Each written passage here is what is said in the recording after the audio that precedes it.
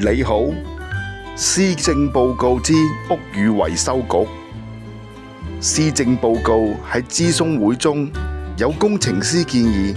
發展局之下應該設立咗屋宇維修局，旨在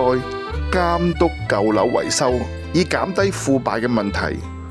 過程亦得到特首正面嘅回應。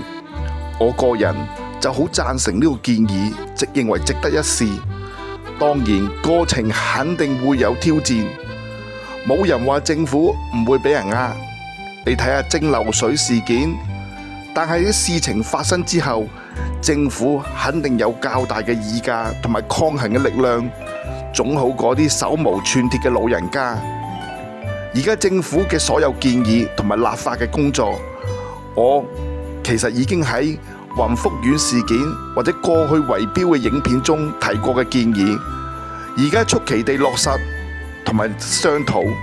當然唔係我嘅聰明，而係只係一個好普通嘅常識。而家個問題係維修乃一件好專業嘅事，法團同埋小業主根本處於專業知識同埋資訊不對等嘅情況下，咁樣啲立心不良嘅人就會趁機騙走呢啲弱勢社群嘅棺材本，而政府應該擔起呢個角色，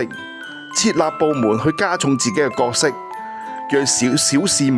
能夠用到合理嘅價錢去守住自己嘅家園。